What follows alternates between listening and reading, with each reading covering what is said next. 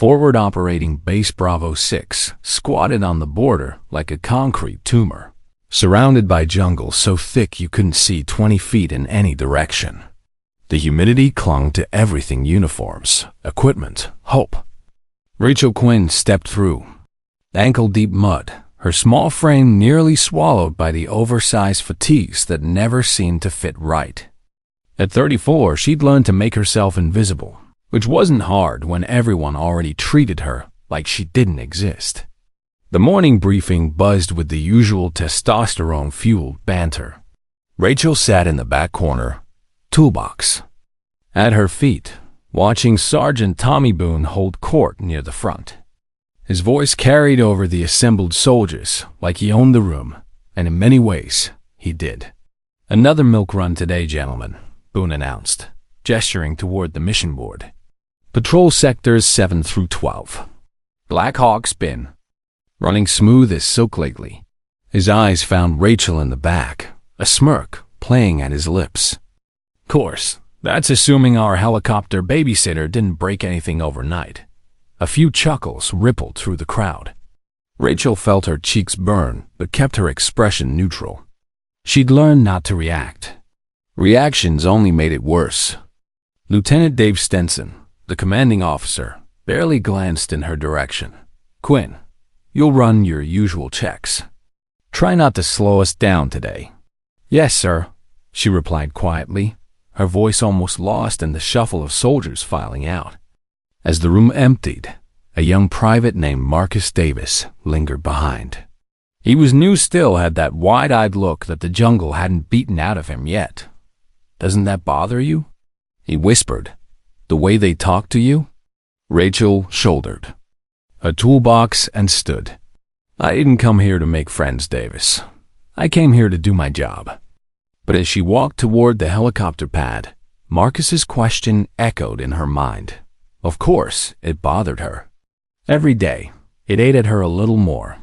They saw her as dead weight, a quota filler, someone who cleaned engines and changed oil while the real soldiers did the important work. What they didn't know, what she'd never told anyone, was that she'd been flying Black Hawk since before half of them had enlisted. The helicopter sat gleaming in the morning sun, its rotors still from the previous day's mission. Rachel ran, her hands along the fuselage, checking for stress fractures, bullet holes, anything that might compromise the aircraft. This machine was her secret sanctuary, the one place where she felt truly competent. Every bolt, every wire, every system, she knew them all intimately. "Still playing with your toy?" Boone's voice made her jump. He'd approached silently, probably hoping to catch her doing something wrong. "Just running diagnostics," Rachel said, not looking up from the fuel intake valve she was examining. Something didn't look right, a slight discoloration that suggested a potential leak. "Diagnostics," Boone snorted. "You know what would really help?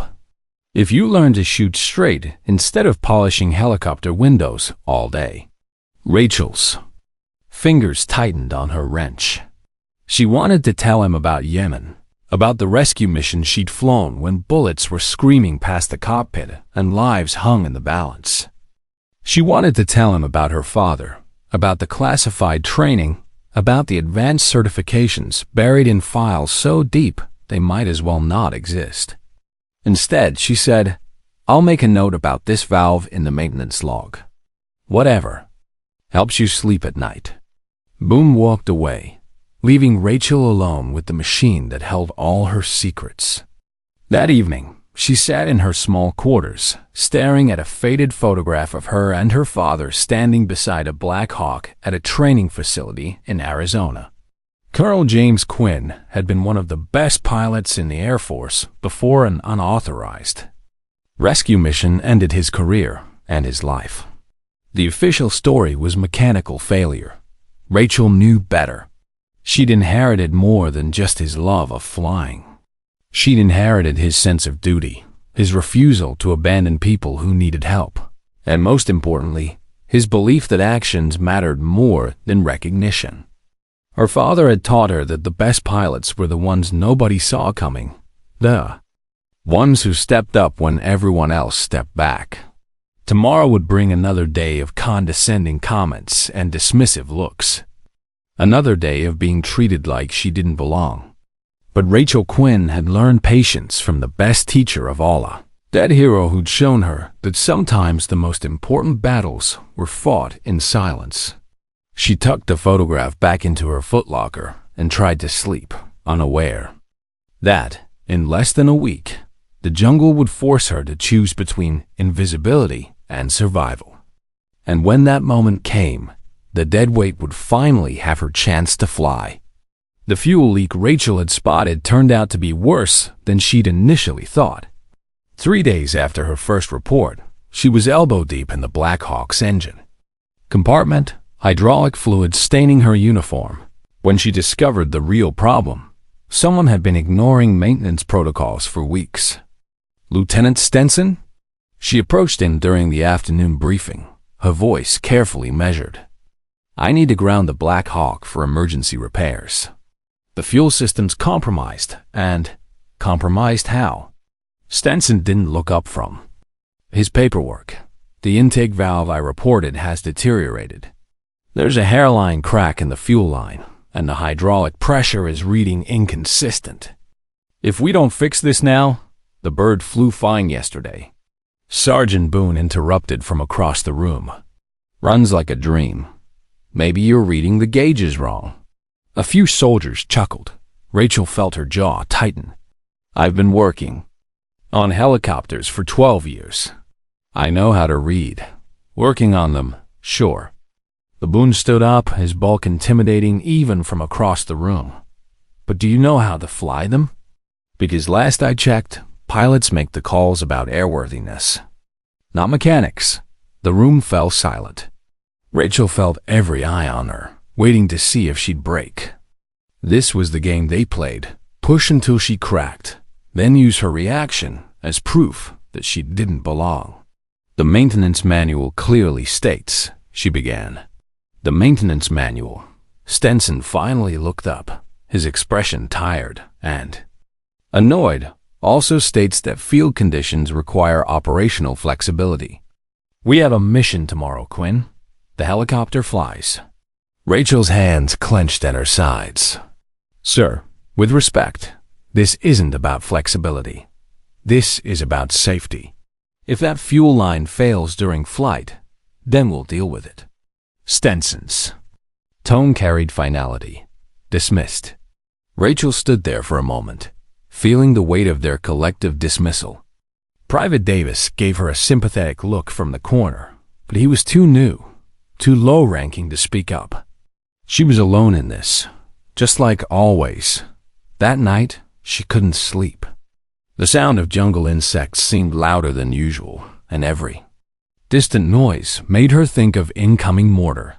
But it wasn't enemy fire keeping her awake. It was the image of that cracked fuel line.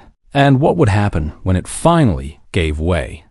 At 0300 hours, she made a decision that would have gotten her court-martialed if anyone had caught her. She slipped out of her bunk, grabbed her tools, and made her way to the helicopter pad under cover of darkness. The Black Hawk sat silent and imposing in the moonlight. Rachel worked by flashlight, her movements quick and efficient. She couldn't fix the fuel line properly without grounding the aircraft, but she could apply a temporary patch military-grade pressure tape and a bypass valve that would hold long enough to prevent catastrophic failure. What are you doing? The voice made her freeze. Private Davis emerged from the shadows, his rifle slung across his chest. He was on night watch, making his rounds. Maintenance, Rachel said quietly, not stopping her work. At 3 a.m? Without authorization? Rachel looked up at him, her face serious in the flashlight's glow.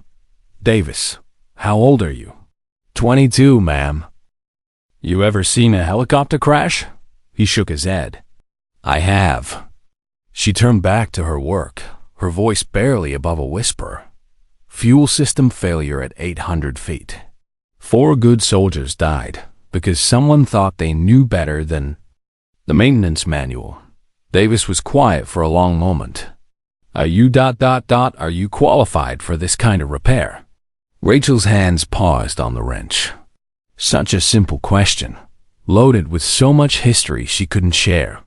Let's just say I know what I'm doing. Should I report this? She looked at him again, seeing something in his young face that reminded her of herself at that age, idealistic, wanting to do the right thing, but not sure what the right thing was in a world of competing loyalties. That's up to you, she sighed. But ask yourself this. Would you rather explain to Lieutenant Stenson why I was fixing his helicopter without permission, or explain to 4 families why their loved ones died in a preventable crash? Davis nodded slowly and melted back into the shadows. Rachel finished her work in silence, knowing she'd just crossed a line that couldn't be uncrossed. She was no longer just the invisible technician keeping her head down. She was actively undermining the chain of command to protect people who saw her as expendable. The next morning, the Black Hawk performed flawlessly on its mission. No one noticed the subtle repairs hidden beneath engine cowlings. No one thanked her for potentially saving their lives. But Rachel noticed something new in Private Davis's eyes when he looked at her, respect mixed with curiosity. He wasn't the only one starting to notice.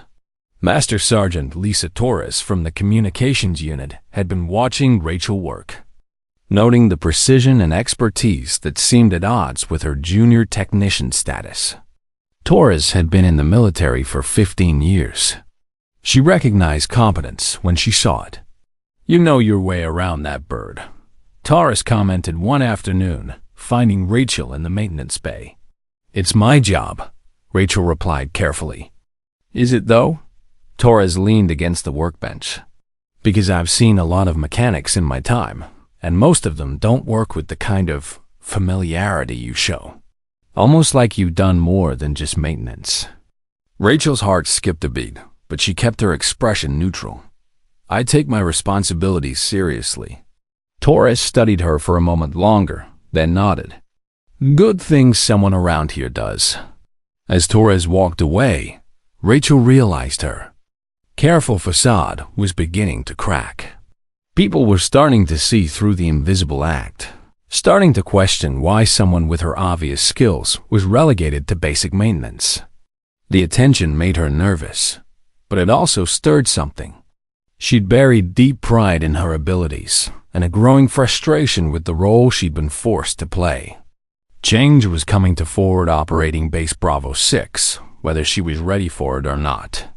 And in the humid jungle air, with danger lurking just beyond the tree line, Rachel Quinn was about to learn that some secrets were too important to keep hidden.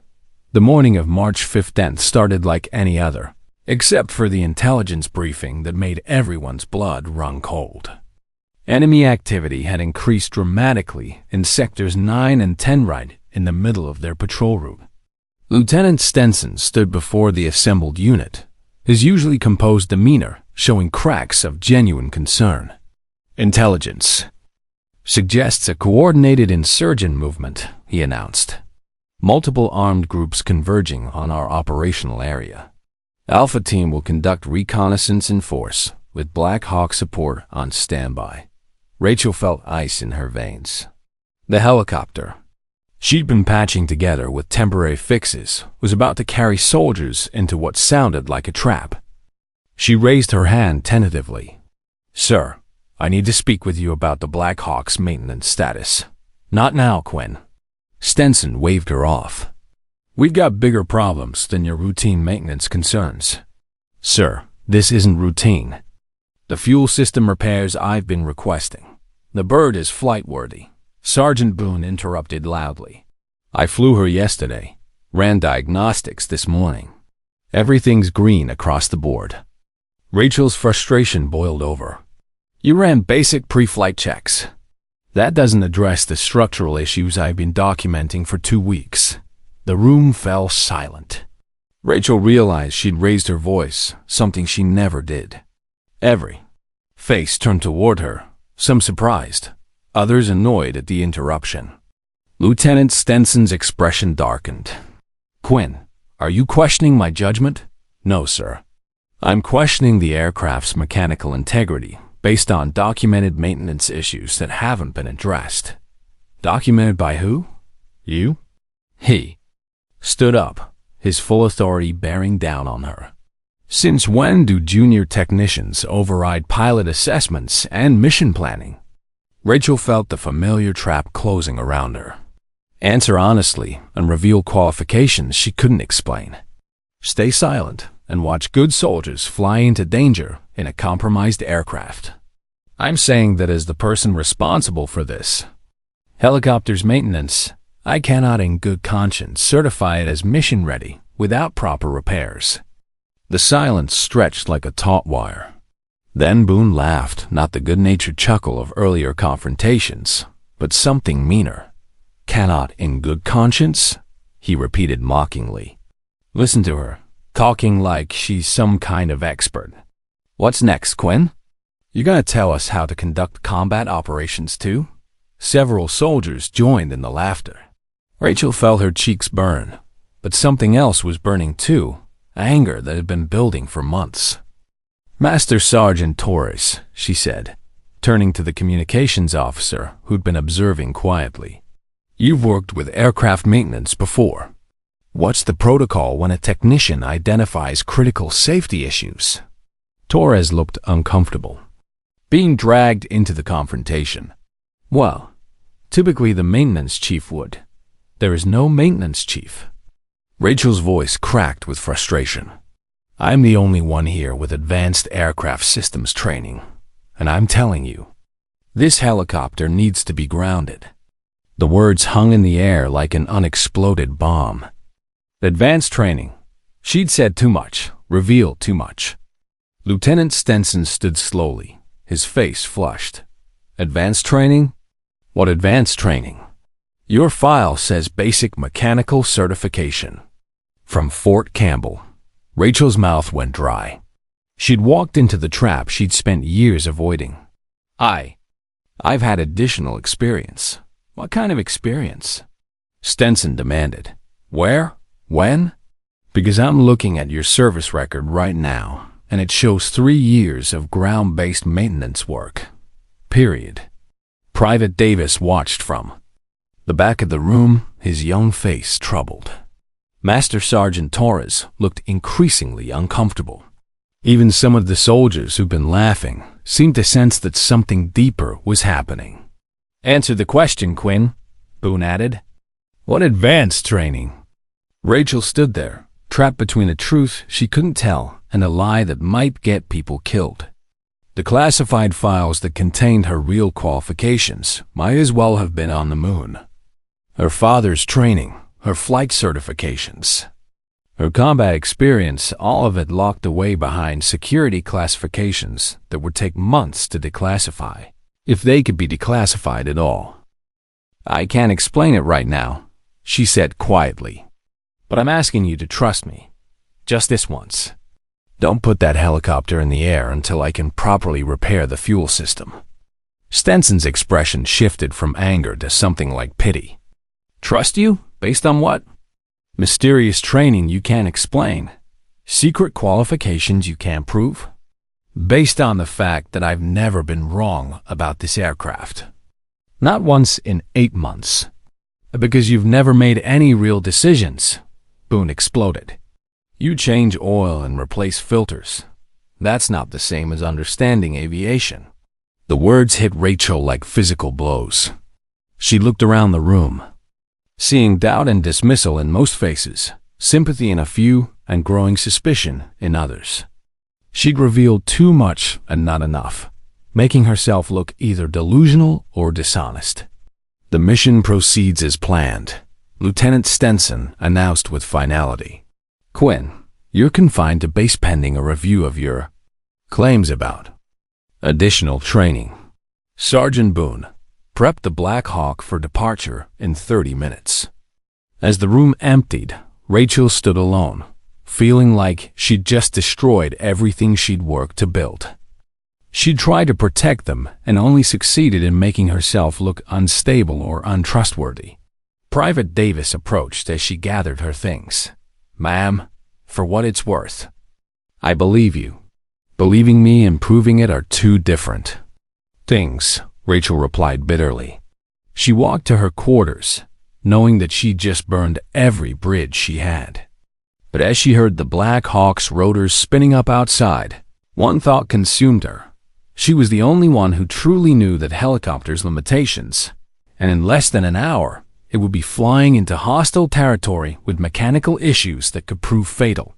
The breaking point had arrived, and Rachel Quinn was about to discover that sometimes the only way to save lives was to risk everything, including the secret she'd spent years protecting.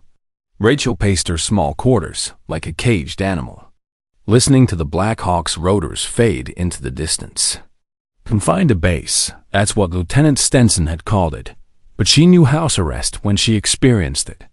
Through her small window, she watched the helicopter disappear into the jungle canopy, carrying Alpha Team toward what intelligence suggested was a coordinated enemy ambush.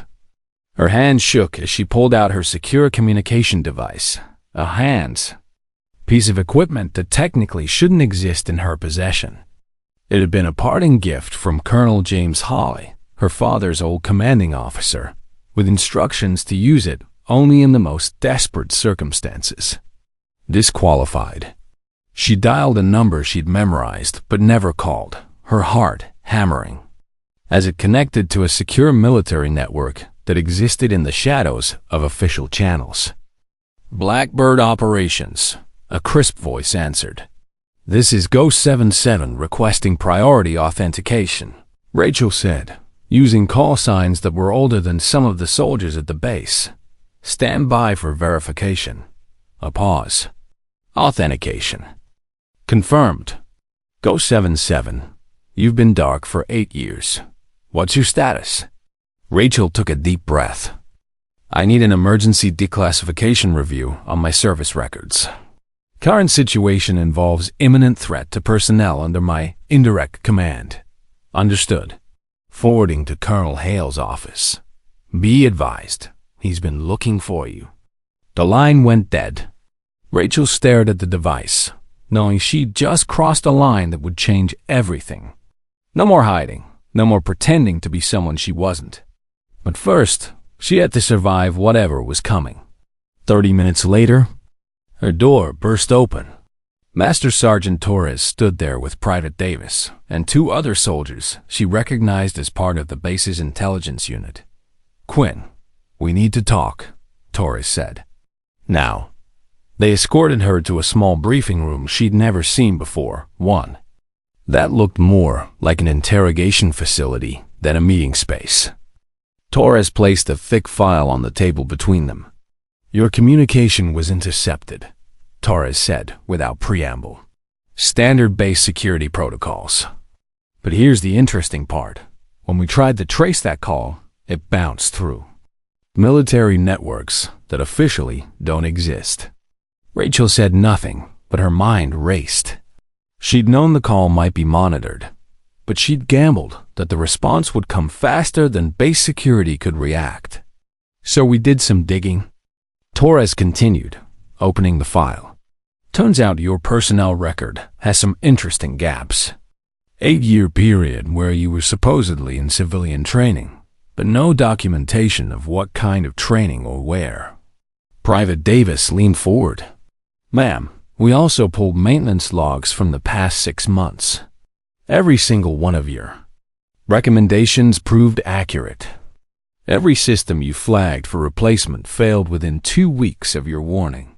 And this morning, Torres added, communications intercepted chatter suggesting Alpha Team flew directly into a prepared ambush. Sight. They've been taking heavy fire for the past hour. Rachel's blood turned to ice. Are they? We don't know. We lost radio contact 20 minutes ago. Torres studied Rachel's face carefully. But here's what's really interesting. The last transmission mentioned mechanical problems with the Black Hawk. Something about fuel system pressure warnings. The room fell silent, except for the distant sound of jungle insects and her own racing heartbeat.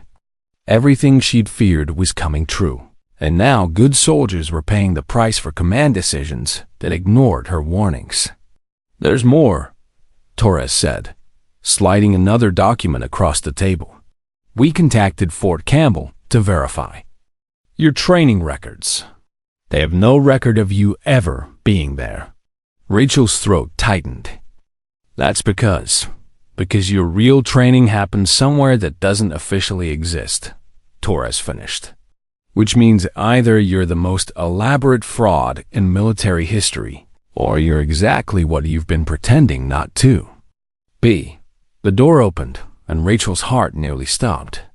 Colonel James Hawley walked in, older and grayer than in her memories, but unmistakable. He wore civilian clothes, but carried himself with the authority of someone who'd never really left the service. "Hello, Ghost," he said quietly. The nickname hit her like a physical blow. Ghost, her call sign from the classified missions that had never happened, in places that officially didn't exist, flying aircraft that weren't supposed to be there. "Colonel," she managed. "You look good," he said, taking a seat across from her, "considering you've been dead for 8 years." Torres and Davis exchanged glances. This was clearly beyond their security clearance level. "Sir," Torres began, "if you need privacy, stay," Hawley commanded. "You're about to become part of this, whether you like it or not." He turned back to Rachel. "Your emergency declassification request came through just as we lost contact with Alpha Team. Interesting timing." "They're in trouble," Rachel said. Simply, "Yes, they are. The question is, what are you prepared to do about it?" Rachel looked around the room at faces that reflected various degrees of confusion, suspicion, and growing understanding. These people had seen her as dead weight for months, but now cracks were appearing in that facade. "I need to know," she said carefully, "what authority you're operating under." Hawley smiled grimly. "The kind that doesn't appear on organizational charts. The kind your father used to operate under." He leaned forward. "Rachel Quinn doesn't exist in our records. But Go 77 was one of the most decorated rescue pilots in special operations history before she supposedly died in a training accident." Private Davis's eyes widened. "Rescue pilot?" 43 confirmed extractions from hostile territory," Hawley continued, "including some missions in places we're still not allowed to talk about. She was being groomed for squadron command when politics got in the way." "What kind of politics?" Torres asked. Hale's expression darkened. "The kind that decides talented people are too dangerous to trust with the truth." He looked at Rachel. "Your father's unauthorized mission wasn't as unauthorized as the reports claimed. He was following orders that certain people decided needed to be buried along with him." Rachel felt tears stinging her eyes. "You knew?" "I gave him those orders," Hawley said quietly, "and I've regretted it every day since. When you disappeared after his funeral, I thought you'd given up on all of us." "I never gave up," Rachel said, her voice stronger now. "I just went where I thought I could still help people." "Well, here's your chance to help them now," Hawley said, standing up. "Because Alpha Team is trapped, their helicopter is compromised, and you're the only pilot within 200 miles qualified to fly a combat rescue mission in hostile territory." Torres looked between them. "Are you saying she's actually—" "I'm saying," Hawley interrupted, "that sometimes the military's best-kept secrets are the people everyone thinks don't matter." He placed a set of current pilot certification documents on the table papers that had Rachel's photo and fingerprints, but reflected qualifications that seemed impossible for someone who'd spent years changing oil and replacing filters. "The question is," Hawley said, looking directly at Rachel, "are you ready to stop being invisible?" Rachel stared at the documents, knowing that touching them would end 8 years of hiding and thrust her back into a world she'd both loved and lost. But somewhere in the jungle, soldiers who dismissed her as dead weight were fighting for their lives in a helicopter she'd tried to save. She reached for the papers, The transformation happened faster than anyone could have imagined. Within minutes of Rachel accepting her reactivated certifications, the small briefing room became a command center. Colonel Holly worked his phone with military efficiency, pulling strings and calling in favors from a network that existed in the shadows of official channels. "Rescue authorization confirmed," he announced, ending a call. "Emergency combat retrieval, pilot discretion for tactical decisions." Master Sergeant Torres stared at the pilot certification documents, then at Rachel, as if seeing her for the first time. "This says you're rated for night vision operations, combat insertion, and ... double quote." She paused, reading. "Counter sniper evasion techniques. What the hell kind of rescue pilot were you?" "The kind that brought people home when nobody else could," Rachel replied, shedding her maintenance coveralls to reveal the flight suit she'd kept hidden in her footlocker for 8 years. It still fit perfectly. Private Davis watched in amazement as she transformed before their eyes. Gone was the hunched posture and downcast eyes of the invisible technician. This woman moved with purpose and confidence, checking equipment with movements that spoke of muscle memory and years of training. "Ma'am," Davis ventured, "all those times Sergeant Boone said you didn't know anything about flying." "Boone's a good pilot," Rachel said, strapping on gear that looked far more advanced than standard issue. "But he's never had to extract wounded soldiers from a hot landing zone while taking anti-aircraft fire. Different skill sets." Torres was still processing the revelations. "So when you kept warning about maintenance issues, ... I wasn't guessing," Rachel finished. "I know that helicopter better than its manufacturer. Every vibration, every sound, every system tolerance. I've flown Black Hawks in conditions that would terrify most pilots." Colonel Holly approached with a tactical radio and updated intelligence reports. "Alpha Team's last known position is here," he said, pointing to a map. "They took heavy casualties in the initial ambush. At least 3 wounded, possibly more." "What about the Black Hawk?" Rachel asked, studying the terrain. "Landed approximately here." He indicated a spot 2 clicks from Alpha Team's position. "Radio contact suggests mechanical failure during emergency evasion. Fuel system problems." Rachel felt sick. Everything she'd predicted had come true, and good soldiers were paying the price. "Sir," Torres interrupted, "we've got incoming transmission from Alpha Team." The radio crackled with static and the distant sound of gunfire. Sergeant Boone's voice came through, strained and desperate. "Base, this is Alpha Leader. We are taking heavy fire from multiple positions. Black Hawk is down with mechanical failure. Repeat, bird is down. We have 3 wounded, ammunition running low. Request immediate extraction." Colonel Holly took the radio. "Alpha Leader, this is command. Extraction team is being dispatched. What's your status on the helicopter?" "Fuel leak got worse during evasion." Boone's voice was tight with pain. "Lost hydraulic pressure. Had to put her down hard." "Both. Our pilots are wounded. Engine won't restart. Looks like the whole fuel system is compromised." Rachel closed her eyes, seeing the disaster unfold exactly as she predicted. When she opened them, everyone in the room was staring at her. "I can fix it," she said quietly. "Fix what?" Torres asked. "The Black Hawk. It is just fuel system failure. I can get it running again, but I'll need to get to it first." Colonel Holly nodded grimly. "That's what I was hoping you'd say. There's a problem, though. We don't have another aircraft available for insertion." "What about the supply chopper?" "Maintenance issues," he said with bitter irony. "Won't be flight ready for 6 hours." Rachel was quiet for a moment, thinking, what about ground insertion? Through 12 miles of jungle? With enemy forces actively hunting our people? Holly shook his head. "By the time ground forces reach them, Alpha Team will be overrun." The radio crackled again. Base, this is Alpha Leader. Enemy forces are moving to surround our position. We need extraction now, or we're not getting out of here. Private Davis spoke up suddenly. What if there was another way to get to the helicopter? Everyone turned to look at him. The young soldier's face was flushed with either inspiration or terror. I mean, he continued, what if someone could get to the Black Hawk without going through enemy positions? Fix it remotely, then fly it out to extract Alpha Team? How? Torres demanded. Davis looked at Rachel. The maintenance tunnels.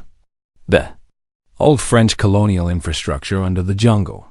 They connect to several points near where the helicopter went down. Rachel's eyes widened. She'd heard about the tunnel system, but never seen it. Are they still passable? Some are, Davis sighed. I've been doing reconnaissance mapping for the past month.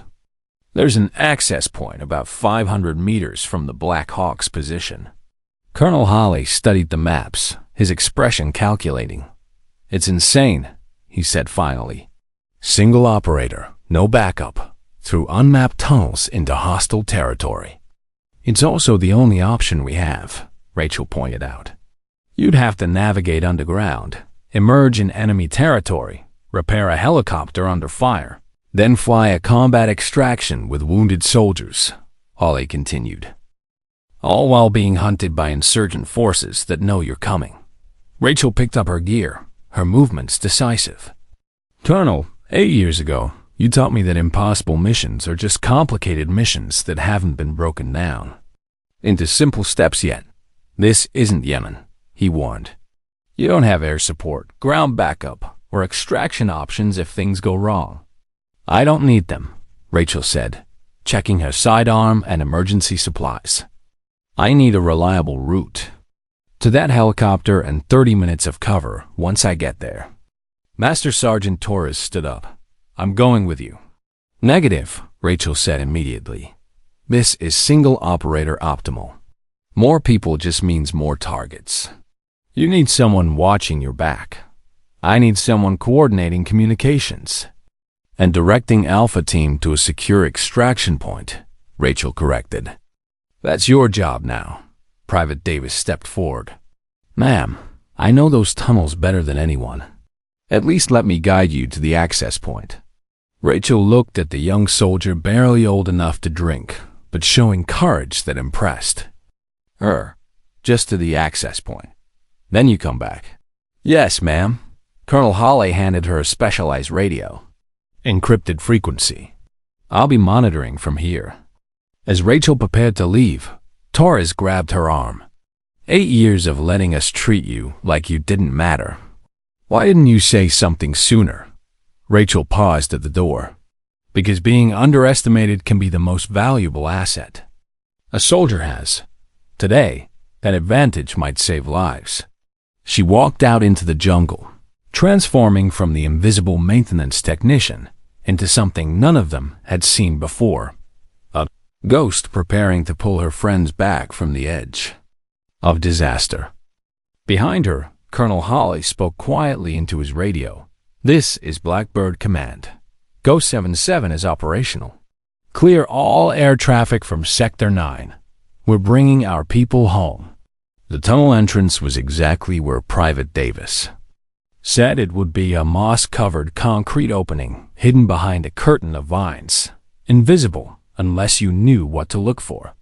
Rachel knelt beside it, testing the air that flowed from the depths. Stale but breathable, with the mineral scent of underground water.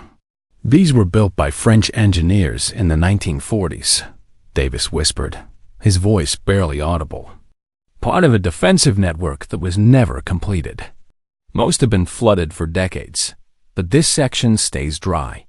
Rachel studied her tactical map one more time, memorizing the route. 500 meters through the main tunnel, then up through access shaft 7. That should put me within visual range of the Black Hawk. Ma'am, Davis hesitated. What if the helicopter is more damaged than we think? What if you can't fix it? Rachel looked at the young soldier, seeing her own doubts reflected in his eyes. Then Alpha Team dies, and I probably die with them. But that's not going to happen. She spoke with more confidence than she felt, but leadership meant projecting certainty even when facing impossible odds. Her father had taught her that lesson. The hard way.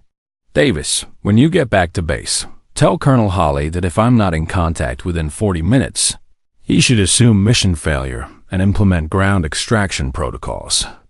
Yes, ma'am. Davis saluted with the precision of someone who'd finally found an officer worth respecting. Bring them home. Rachel activated her headlamp and slipped into the tunnel, immediately feeling the claustrophobic weight of earth and concrete above her. The passage was narrow, barely wide enough for her shoulders, and sloped downward into blackness.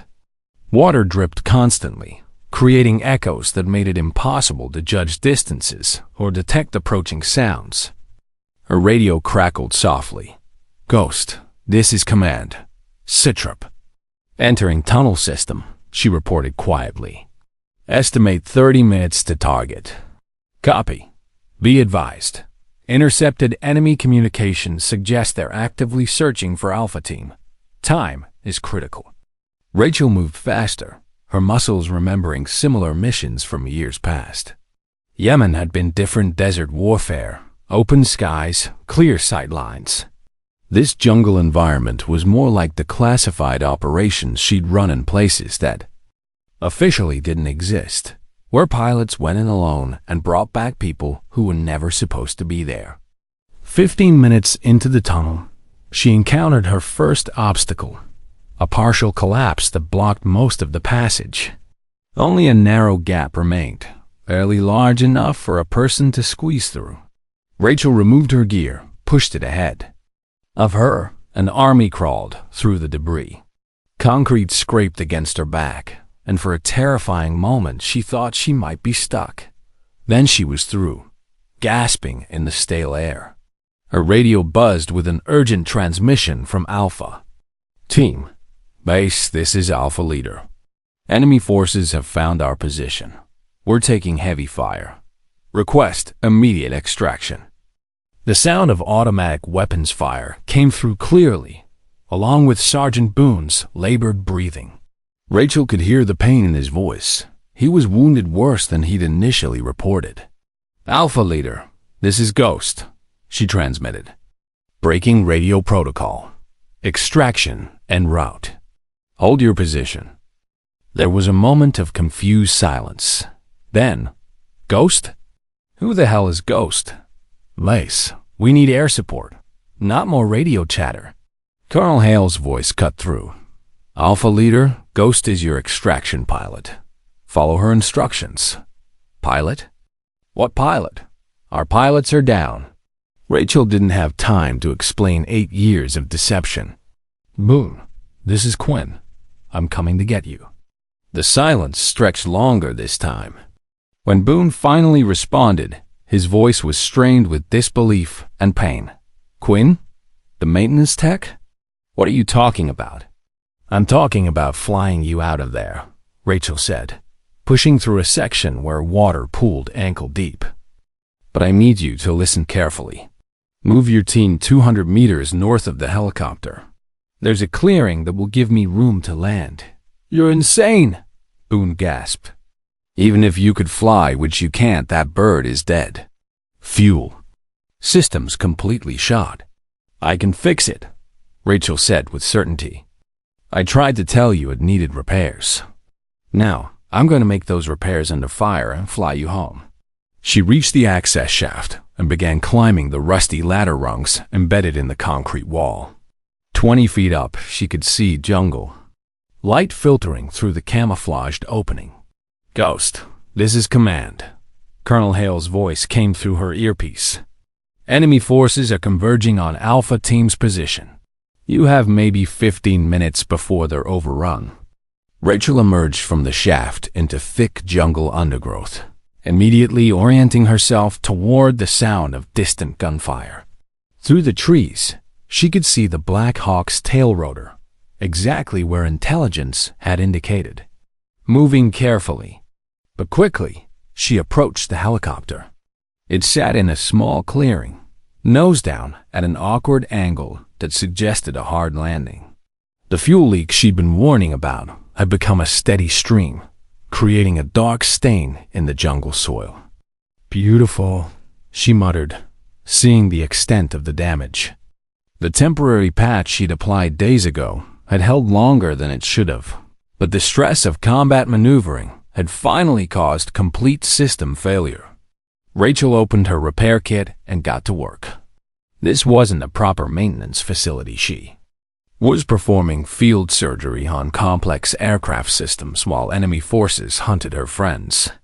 But she'd trained for exactly this scenario in places that didn't appear on any map.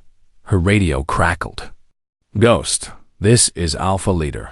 We're taking casualties. Martinez is down. Repeat, Martinez is down." Rachel's hands moved faster, bypassing damaged fuel lines and rerouting flow through backup systems. The repair was crude, but functional. It would hold long enough for one flight, maybe two if they were lucky. "Alpha Leader, what's your ammunition status?" she asked while working. "Down to our last magazines," Boone replied, his voice increasingly strained. "Maybe 5 minutes of sustained fire." "Roger. Moving to your position in 3 minutes. Be ready for immediate extraction." Rachel finished the fuel system repairs and moved to the cockpit. The startup sequence was muscle memory switches and procedures she'd performed thousands of times in her previous life. The engine turned over once, twice, then caught with a satisfying roar. She lifted off immediately, not bothering with standard pre-flight checks. There wasn't time. Through the trees, she could see muzzle flashes and smoke grenades as Alpha Team fought for their lives against overwhelming odds. The clearing they'd retreated to was barely large enough for a helicopter landing, with enemy forces visible on 3 sides. This would require precision flying that most pilots wouldn't attempt even in training conditions. "Alpha Leader, this is Ghost. I'm coming in hot. Mark your position with smoke." Red smoke billowed from the clearing as Rachel brought the black hawk in low and fast, using the jungle canopy for cover until the last possible moment. Enemy fire immediately focused on her aircraft, bullets pinging off the fuselage. She could see Alpha Team, now 4 soldiers, in a defensive circle, 2 of them clearly wounded. Sergeant Boone was on his feet but moving awkwardly, favoring his left side. Private Martinez lay still. Rachel flared the helicopter into a combat landing, touching down just long enough for the soldiers to drag their wounded aboard. As the last man cleared the door, she pulled pitch and climbed rapidly, using every evasion technique she'd learned in 8 years of classified operations. "Jesus Christ!" Boone shouted over the engine noise, staring at her in the pilot's seat. "You actually did it." "Not yet," Rachel replied grimly, banking hard to avoid a rocket-propelled grenade. "We're not home until we're home." The flight back to base would test every skill she possessed, flying a damaged aircraft through hostile territory with wounded soldiers depending on her abilities. But for the first time in 8 years, Rachel Quinn felt like herself again, not invisible. Not underestimated, but exactly what she'd always been. A pilot who brought people home when nobody else could. The Black Hawk shuddered as another burst of automatic weapons fire stitched across its tail section. Rachel threw the aircraft into a steep banking turn, using a technique called jinking that kept enemy gunners from getting a steady target. Lock. In the cabin behind her, she could hear Sergeant Boone directing his team to secure the wounded. "Martinez is alive but unconscious," he reported over the intercom. "Bullet wound to the chest, but the vest caught most of it. Johnson has a compound fracture in his left arm." "Copy," Rachel replied, maintaining focus on the flight instruments while threading the helicopter between jungle-covered hills. "ETA to base is 12 minutes. How's our fuel situation looking?" She already knew the answer, the makeshift repairs. "We're holding. but the fuel consumption was higher than normal due to system inefficiencies. They had enough to make it back, but not by much. "Ghost, this is Command." Colonel Hale's voice came through her headset. "Be advised, enemy forces are attempting to intercept your flight path. Suggest alternate route through sectors 4 and 5. Rachel checked her tactical display. The alternate route would add precious minutes to their flight time. Minutes.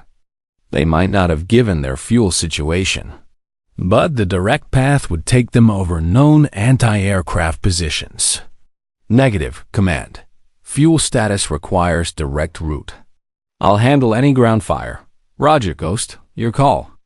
In the cabin, she could hear Boone talking to his team, but his tone had changed.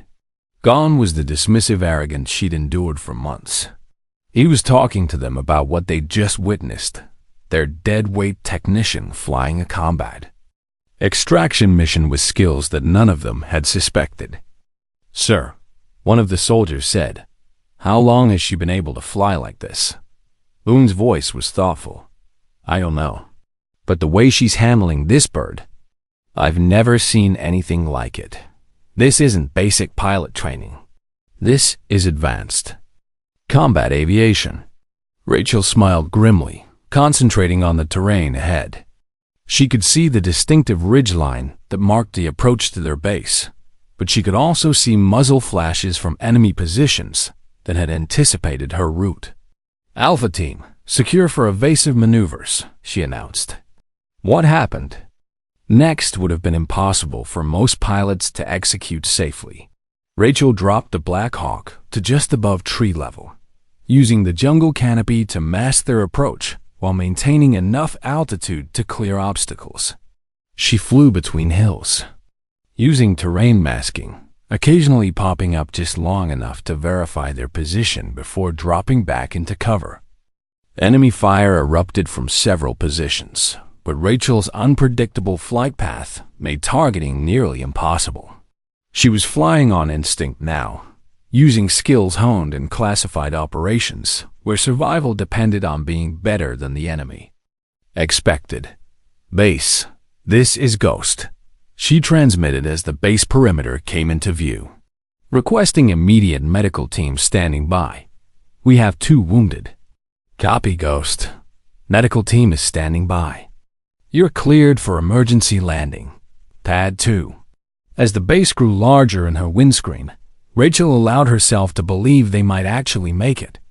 The fuel warnings were becoming more insistent, and she could feel subtle changes in the helicopter's handling that suggested the repairs were beginning to fail, but they were almost home. The landing was harder than she would have preferred. The damaged hydraulic system made fine control difficult, but they were down safely. Medical personnel rushed toward the helicopter as Rachel began the shutdown sequence. She sat in the pilot's seat for a moment, hands still gripping the controls. As the adrenaline slowly faded and the magnitude of what had just happened began to sink in. She'd blown 8 years of careful invisibility, revealed capabilities she'd hidden since arriving at the base, and fundamentally changed how everyone would see her. "Ma'am?" Rachel turned to see Sergeant Boone standing beside the cockpit, his face pale but his eyes clear. His left arm was in a makeshift sling, and there was dried blood on his uniform, but he was standing under his own power. "Thank you," he said simply. "You saved our lives." Rachel nodded, not trusting herself to speak. Behind Boone, she could see the other members of Alpha Team being loaded onto stretchers or walking toward the medical facility. They were alive because she'd stopped pretending to be someone she wasn't. "I owe you an apology," Boone continued. "Hell, we all do. The way we treated you, the things we said." He shook his head. "We had no idea who you really are." "You knew exactly who I am," Rachel replied, finally finding her voice. "I'm the person who fixes helicopters and makes sure they're safe to fly. I just happen to know how to fly them too." As she climbed out of the cockpit, Rachel saw that a crowd had gathered around the landing pad. Word of the rescue had spread quickly through the base. and everyone wanted to see the maintenance technician who had just pulled off an impossible mission. Lieutenant Stenson pushed through the crowd, his expression unreadable. For a moment, Rachel thought he might arrest her for disobeying orders and taking an unauthorized aircraft. Instead, he snapped to attention and saluted. "Outstanding work, pilot," he said formally. "Your actions today saved American lives under impossible circumstances." The crowd began to applaud, tentatively at first, then with growing enthusiasm. Rachel stood there, still wearing her oil-stained maintenance coveralls over her flight suit, receiving recognition she'd never sought but had undeniably earned.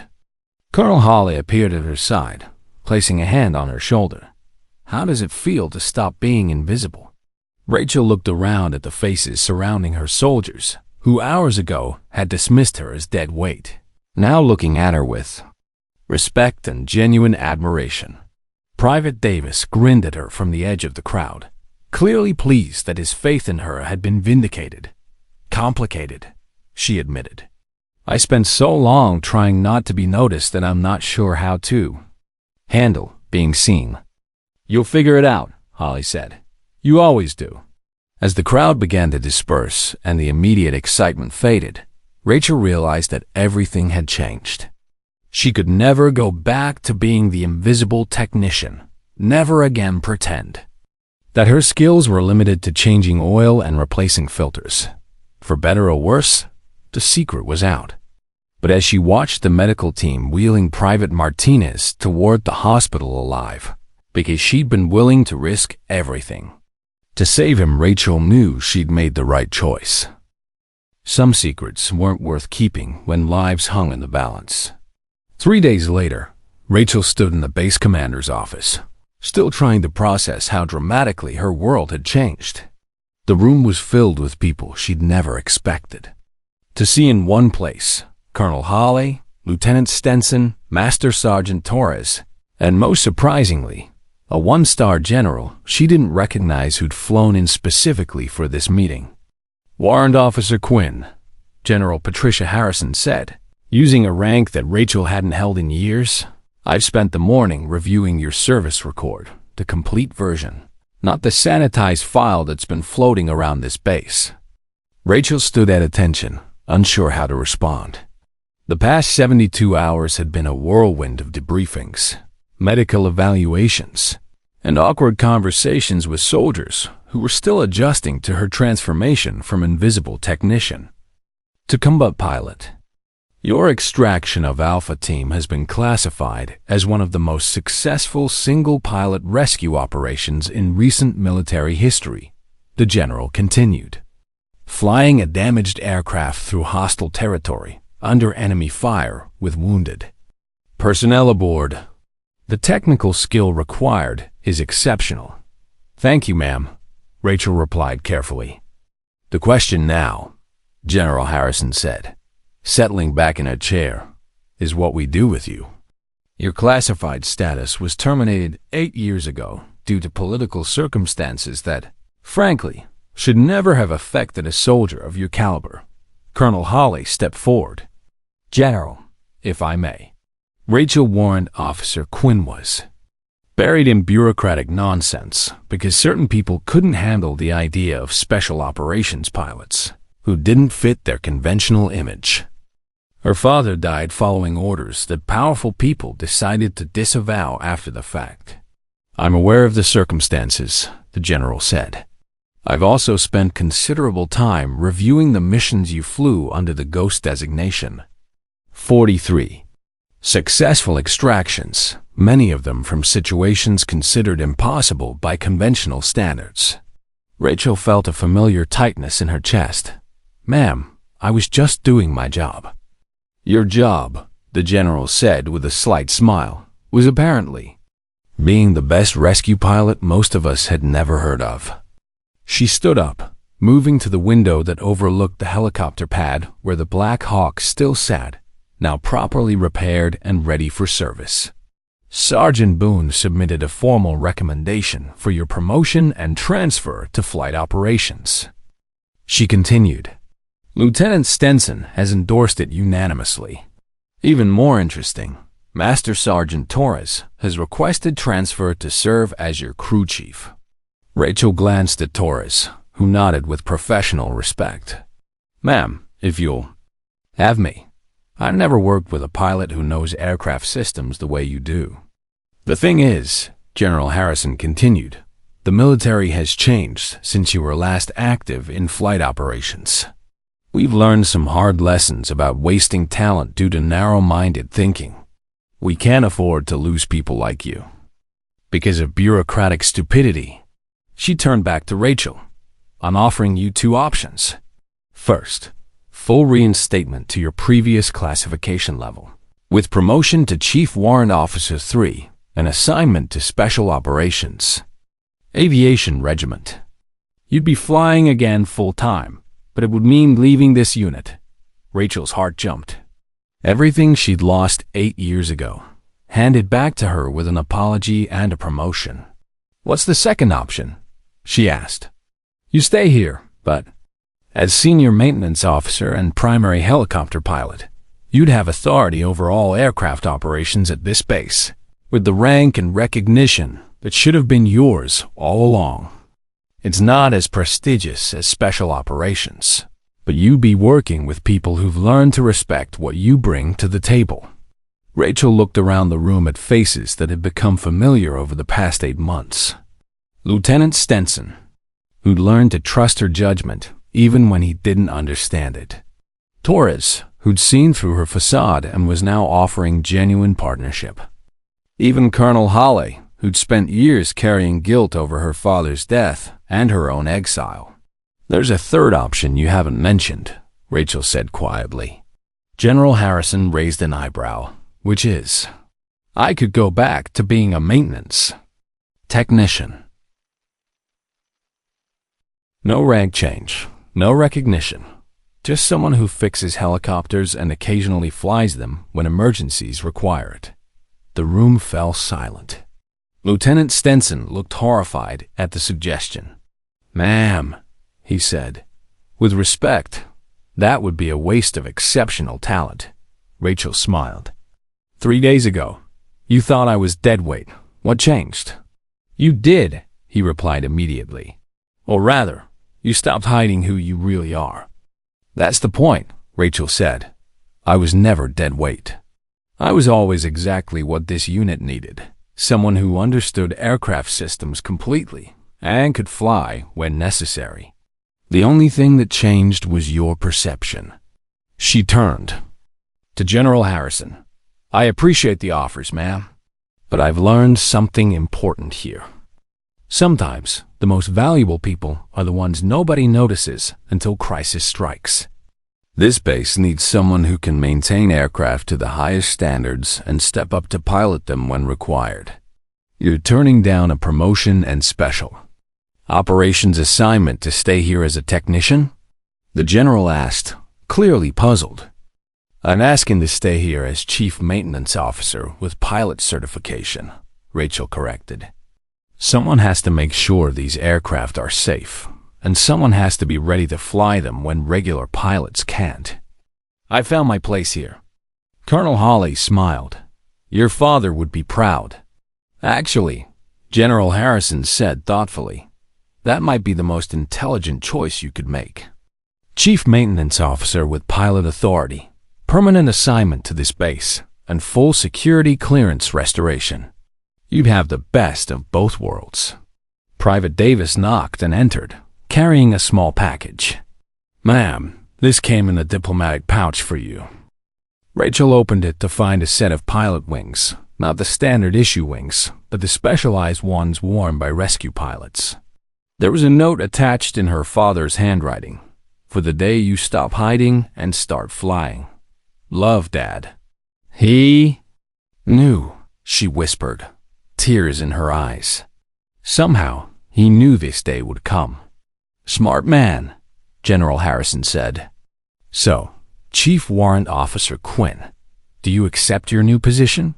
Rachel pinned the wings to her uniform, feeling the weight of recognition she'd avoided for 8 years. But this time, it felt right. She wasn't being promoted away from people who needed her. She was being empowered to better serve them. Yes, ma'am, I accept. As the meeting ended and people began filing out, Sergeant Boone appeared in the doorway. His arm was still in a sling, but he was mobile and determined to speak with her. Chief Quinn, he said, using her new title with obvious respect. I wanted to apologize again for how my team treated you. We were wrong.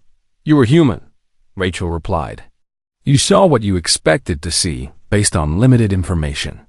The important thing is that you're willing to change when presented with new facts. Speaking of new facts, Boone said with a grin, I hear you're going to be training some of us in advanced maintenance procedures. I'm looking forward to learning from someone who actually knows what she's talking about. That evening, Rachel sat in the maintenance bay, running her hands over the Black Hawk's newly repaired systems. The helicopter bore scars from their rescue mission, but it was airworthy and ready for whatever came next. Private Davis found her there, carrying 2 cups of coffee. Chief, he said, offering her one. Thank you for trusting me with the tunnel route. I know it was risky. Sometimes the biggest risk is not taking risks, Rachel replied. You show good judgment under pressure. That's worth more than rank or experience. They sat in comfortable silence for a while, listening to the jungle sounds beyond the base perimeter. Finally, Davis spoke again. Ma'am, what made you decide to reveal who you really are? Rachel considered the question. I realized that hiding my abilities wasn't protecting anyone. It was just making me feel safer. But safety isn't worth much if people die because you were too afraid to step up. Do you regret the years you spent invisible? No, she said without hesitation. Those years taught me things I couldn't have learned any other way. I learned how to see problems that others miss, how to work without recognition, and how to stay focused on what really matters. Those lessons made me a better pilot and a better person. As if summoned by their conversation, Master Sergeant Torres appeared in the doorway. Chief, sorry to interrupt, but we just received orders for a training mission tomorrow. Command wants to evaluate our new operational procedures, she smiled. Apparently, word has gotten out about our successful rescue operation, and other units want to learn from our example. Rachel stood up, feeling the full weight of her new responsibilities. She was no longer invisible, no longer underestimated, but she was also no longer just responsible for herself. People would be watching her now, learning from her, depending on her in ways she'd avoided for years. Well then, she said, I guess we'd better make sure we're ready to teach them something worth learning. As she walked toward her quarters, Rachel reflected on the journey that had brought her to this moment. She'd spent 8 years hiding from a world that had treated her unfairly, pretending to be less than she was to avoid being hurt again. But in the end, it wasn't recognition or rank that had drawn her back into the light. It was the simple knowledge that people needed her to be exactly who she'd always been. The dead weight had become the foundation that held everything together. And for Rachel Quinn, that was more valuable than any medal or promotion could ever be. Some heroes wear their courage on their sleeves. Others carry it quietly in their hearts, waiting for the moment when the world needs them to step forward. Rachel had learned that both kinds of courage have their place, and sometimes the strongest people are the ones nobody sees coming. Her father had been right.